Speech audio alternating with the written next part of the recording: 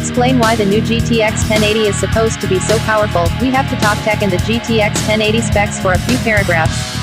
If that's not to your tastes, you can skip to our benchmarking tests on page 2 of this review. To boost performance and efficiency on the hardware side, Nvidia has moved on from its previous architecture, Maxwell, and introduced a new technique called Pascal.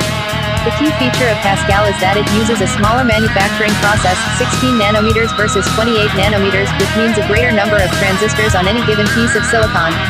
Doing so increases performance with a much smaller effect on power consumption, and therefore heat and noise, than by simply increasing the number of transistors by using a larger piece of silicon. A diagram of the layout of the 1080 GPU. Count the CUDA cores. For you and me, where this really matters is that it allows for an increase in the number of CUDA cores, which do the bulk of the work.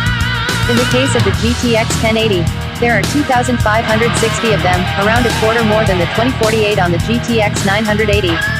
Clock speeds are higher, too, with the number of clocks per second up from 1,126 MHz to 1,607 MHz.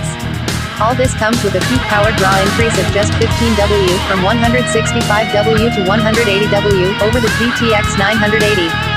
Peak power draw for our entire test system was 286 W, compared to 270 W and 336 W on the GTX 980 and GTX 980 Ti respectively, and peak temperatures never went beyond 75 degrees on Nvidia's fairly conservative low fan speed preset.